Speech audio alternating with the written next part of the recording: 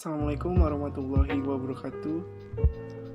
Om Swastiastu, Namo Buddhaya, salam kebajikan untuk kita semua. Perkenalkan, nama saya Muhammad Fajar Arifai dengan NIM 209 1030 20 56 dari Universitas Negeri Jember, Fakultas Ilmu Sosial dan Ilmu Politik, Program Studi Sosiologi 2020. Pada kesempatan kali ini saya akan memberikan materi mata kuliah Sosiologi Kebencanaan. Materi tersebut berjudul Peran Modal Sosial dalam Recovery Pasca Bencana.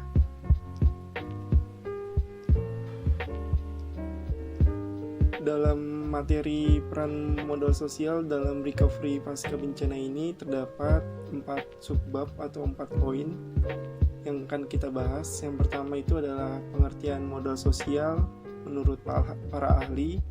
Yang kedua ada pengertian modal sosial secara umum. Dan yang ketiga ada contoh atau wujud dari modal sosial. Dan yang keempat dan terakhir adalah pandangan para tokoh mengenai modal sosial.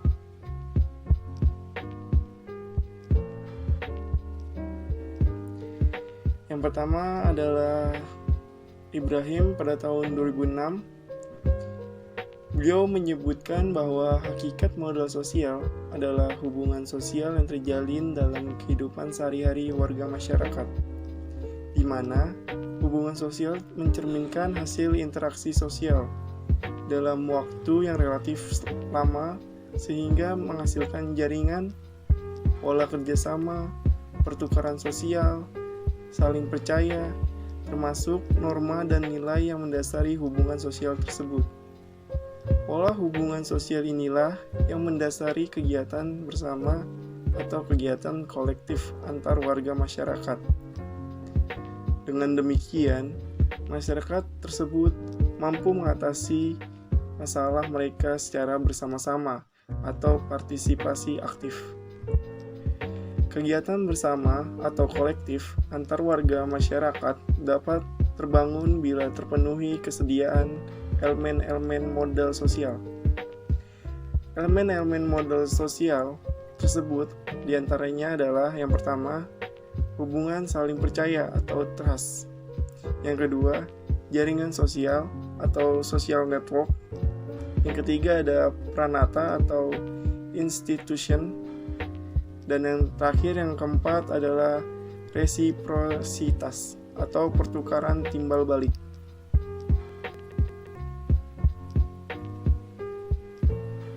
Tokoh yang kedua adalah Robert Putnam pada tahun 1993. Robert Putnam mendefinisikan modal sosial sebagai suatu nilai mutual trust atau kepercayaan antara anggota masyarakat dan masyarakat terhadap pemimpinnya.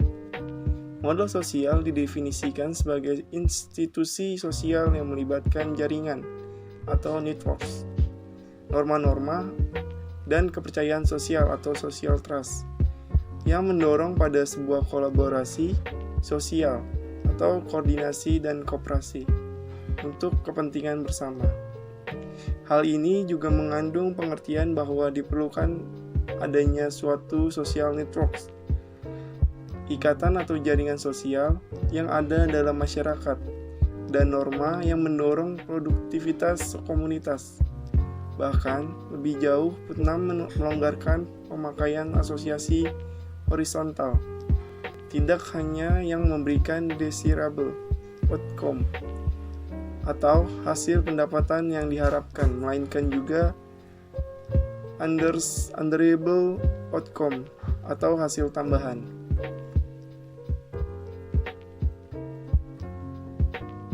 Tokoh yang ketiga yaitu Pierre Bourdieu pada tahun 1970. Beliau mendefinisikan modal sosial sebagai sumber daya aktual dan potensial yang dimiliki oleh seseorang berasal dari jaringan sosial yang terlembagakan serta berlangsung terus-menerus dalam bentuk pengakuan dan perkenalan timbal balik. Atau dengan kata lain, keanggotaan dalam kelompok sosial yang memberikan kepada anggotanya berbagai bentuk dukungan kolektif.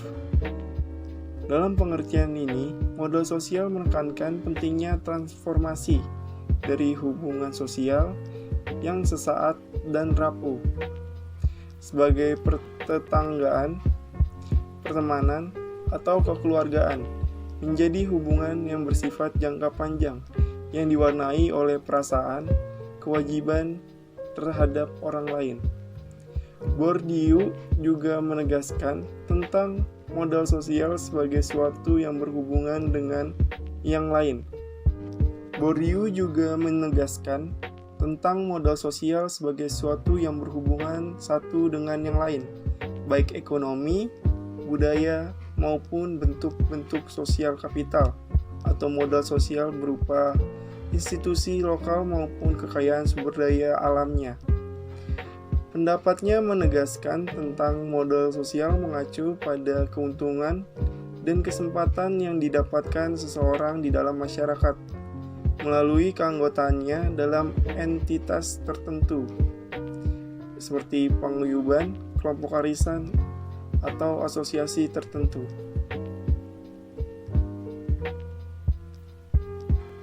Tokoh yang keempat yaitu Bardan pada tahun 1995. Beliau berpendapat bahwa modal sosial dipahami pula sebagai serangkaian norma, jaringan, dan kelompok di mana masyarakat mendapatkan akses pada kekuasaan dan sumber daya, serta di mana pembuatan keputusan dan kebijakan dilakukan.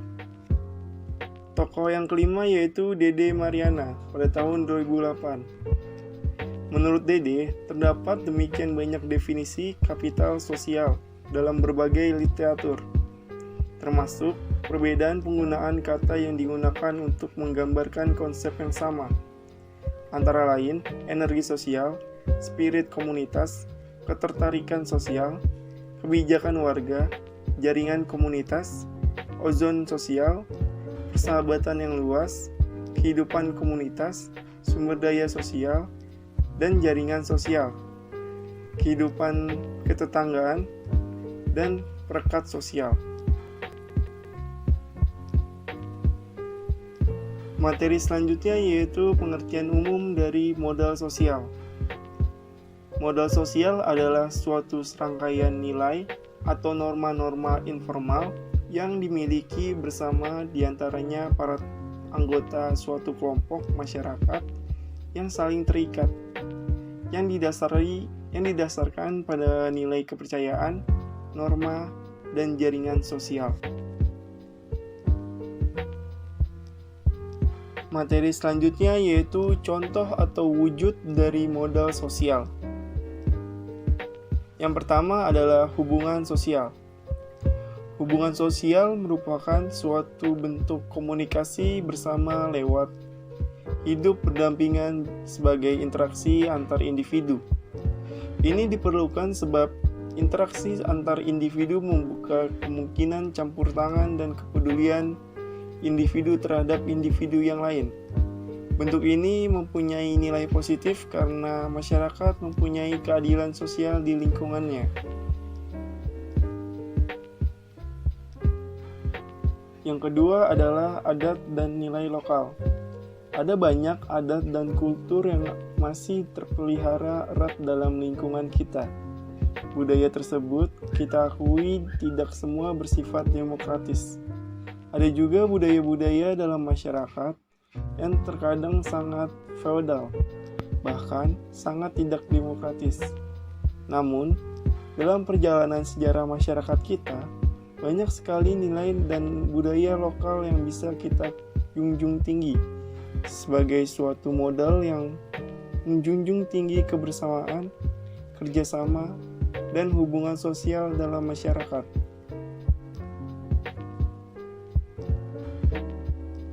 Yang ketiga yaitu toleransi. Toleransi atau menghargai pendapat orang lain merupakan salah satu kewajiban moral yang harus dilakukan oleh setiap orang ketika ia berada atau hidup bersama orang lain. Sikap ini juga yang pada akhirnya dijadikan sebagai salah satu prinsip demokrasi. Toleransi bukan berarti tidak boleh berbeda.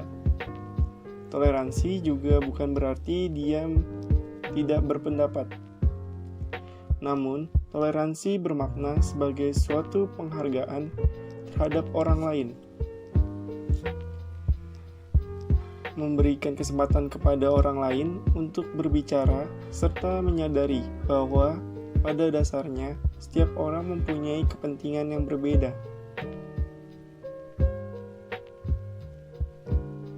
Yang keempat adalah kejujuran. Kejujuran merupakan salah satu hal pokok dari suatu keterbukaan atau transparansi.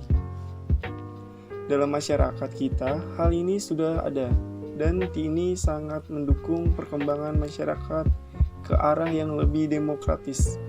Karena sistem sosial seperti ini akan mensuramkan titik-titik korupsi dan manipulasi di kalangan masyarakat adat sendiri.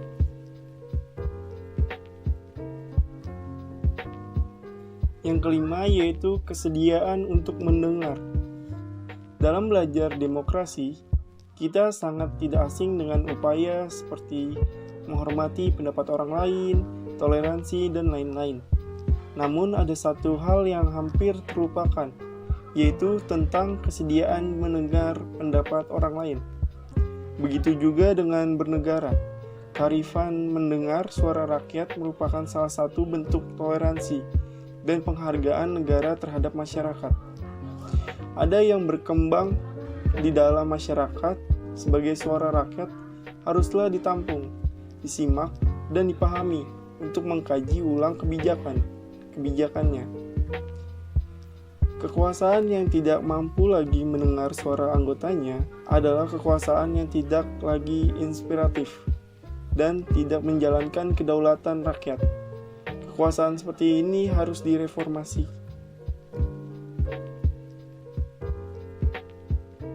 Yang keenam yaitu kearifan lokal dan pengetahuan lokal. Kearifan lokal dan pengetahuan lokal merupakan pengetahuan yang berkembang dalam masyarakat sebagai pendukung nilai-nilai yang ada dalam masyarakat.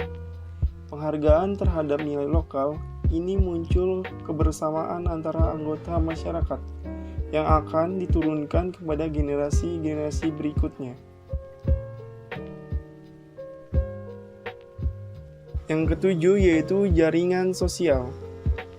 Jaringan sosial terbentuk berdasarkan kepentingan atau ketertarikan individu secara prinsip atau pemikiran. Sementara itu, kepemimpinan sosial terbentuk dari kesamaan visi, hubungan personal, atau keagamaan. Seluruh kepemimpinan sosial muncul dari proses demokrasi. Dalam demokrasi, yang dominan adalah adu konsep rasional dan gagasan terhadap suatu kemajuan.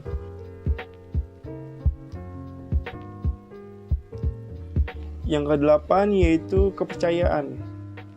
Kepercayaan merupakan hubungan sosial yang dibangun atas dasar rasa percaya dan rasa memiliki bersama.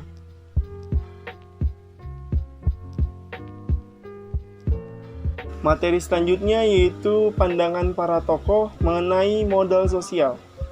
Tokoh yang pertama yaitu Woolcock dan Narayan dalam Viprianti 2007. Beliau menyatakan bahwa ada 4 perspektif modal sosial dalam pembangunan ekonomi, yaitu yang pertama, pandangan komunitarian. Pandangan ini menyamakan modal sosial dengan organisasi pada level lokal, seperti asosiasi, klub, dan kelompok-kelompok warga. Modal sosial diukur secara sangat sederhana, yaitu melalui jumlah dan kepadatan suatu organisasi dalam komunitas tertentu. Semakin banyak akan lebih baik dan selalu memberikan dampak yang positif terhadap kesejahteraan masyarakat. Perspektif yang kedua yaitu pandangan jaringan atau the network's view. Menekankan pentingnya asosiasi vertikal dan horizontal antar individu dan hubungan di dalam organisasi dan antar organisasi seperti kelompok-kelompok komunitas dan perusahaan. Dalam pandangan ini, terdapat dua dimensi dasar dari modal sosial pada level komunitas, yaitu yang dikenal dengan bonding sosial kapital dan bridging sosial kapital. Perspektif ini menganggap bahwa masyarakat dapat dicirikan oleh bawaan atau endowment, seperti akan kedua dimensi modal sosial tersebut. Perbedaan kombinasi antar kedua dimensi akan mempengaruhi hasil yang diperoleh dari modal sosial. Perspektif ketiga yaitu pandangan kelembagaan atau the institutional view. Berpendapat bahwa jaringan kerja komunitas dan masyarakat sipil secara luas adalah hasil dari keadaan politik, hukum, dan lingkungan kelembagaan. Pandangan ini telah menghasilkan sejumlah metodologi dan fakta empiris yang kuat namun hanya untuk kebijakan makro. Perspektif yang keempat atau yang terakhir adalah pandangan sinergi atau the synergy view. Ialah menggabungkan pandangan jaringan dan kelembagaan atas dasar asumsi bahwa tidak ada satupun pelaku pembangunan seperti pemerintah, swasta, dan masyarakat akan dapat berjalan sendiri di dalam mengakses sumber daya yang dibutuhkan untuk menciptakan pertumbuhan yang berkelanjutan dan keadilan. Modal sosial digunakan sebagai variabel penghubung. Tokoh yang kedua yaitu Woolcock pada tahun 1998. Mengajukan tiga dimensi dari modal sosial, yaitu bonding, bridging, dan linking. Yang pertama yaitu modal sosial yang bersifat mengikat atau bonding sosial kapital, merujuk pada hubungan antar individu yang berada dalam kelompok primer atau lingkungan ketetanggaan yang saling berdekatan. Komunitas-komunitas yang menunjukkan kohesi internal yang kuat akan lebih mudah dan lancar dalam berbagai pengetahuan. Yang kedua yaitu modal sosial yang bersifat menjembatani atau bridging sosial kapital. Adalah hubungan yang terjalin di antara orang-orang yang berbeda, termasuk pula orang-orang dari komunitas, budaya, atau latar belakang sosial ekonomi yang berbeda. Individu-individu dari komunitas yang mencerminkan dimensi modal sosial yang bersifat menjembatani akan mudah mengumpulkan informasi dan pengetahuan dari lingkungan luar komunitasnya, dan tetapi memperoleh informasi yang aktual dari luar kelompoknya. Tipe modal sosial ini menunjukkan pada hubungan antar individu yang memiliki kekuasaan atau akses dari bisnis dan hubungan sosial melalui kelompok-kelompok sekunder. Yang ketiga yaitu social bridging atau jembatan sosial. Merupakan suatu ikatan sosial yang timbul sebagai reaksi atas berbagai macam karakteristik kelompoknya. Ia bisa muncul karena adanya berbagai macam kelemahan yang ada di sekitar sehingga bisa memutuskan untuk membangun suatu kekuatan dari kelemahan yang ada. Social bridging juga bisa dilihat dengan adanya keterlibatan umum sebagai warga negara, asosiasi, dan jaringan. Tujuannya adalah mengembangkan potensi yang ada dalam masyarakat, agar masyarakat mampu mengenali dan memaksimalkan kekuatan yang mereka miliki, baik sumber daya manusia dan juga sumber daya alam dapat dicapai. Yang ketiga yaitu modal sosial yang bersifat mengikat atau linking sosial kapital.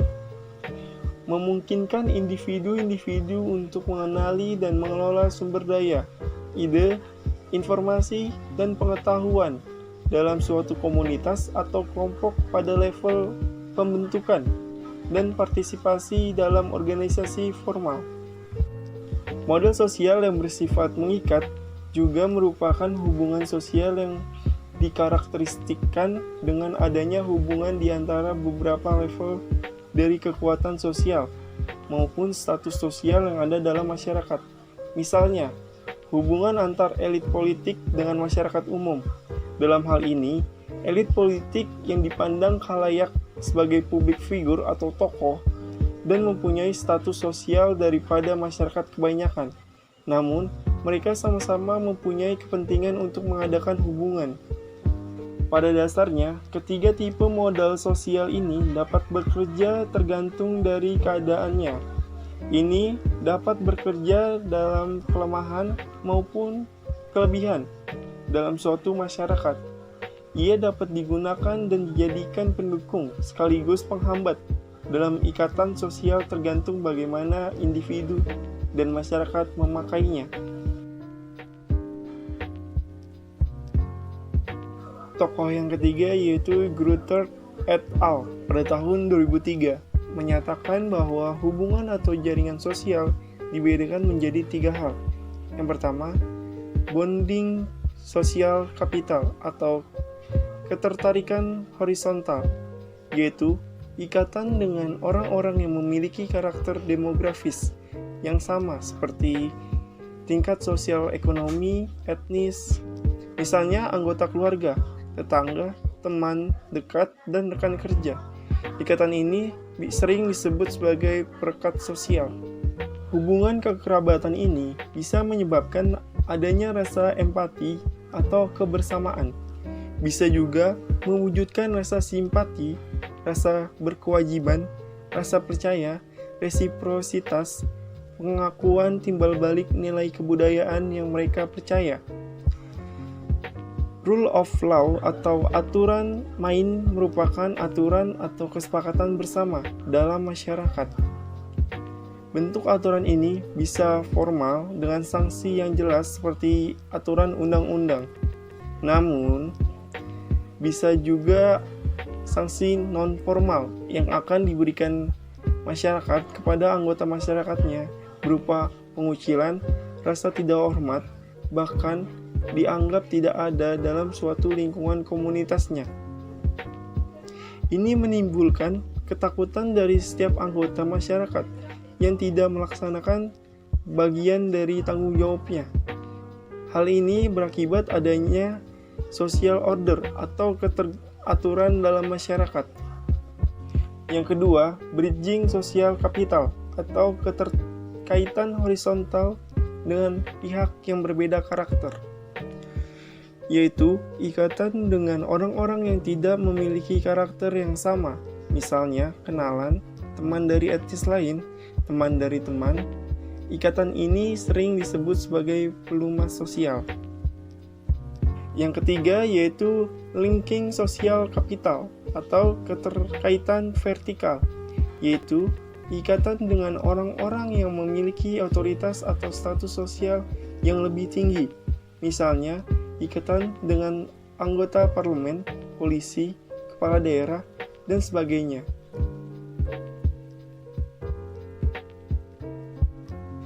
Tokoh yang keempat yaitu Rudy Pramono pada tahun 2008 dalam disertasinya yang berjudul Fungsi Sosial Kapital dalam Program Pemulihan Pasca Bencana.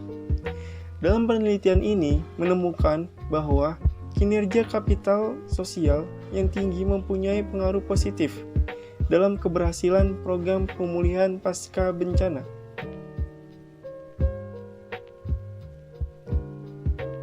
Tokoh yang kelima yaitu Fadli tentang peran modal sosial dalam percepatan pembangunan desa pasca tsunami di Kabupaten Aceh Besar.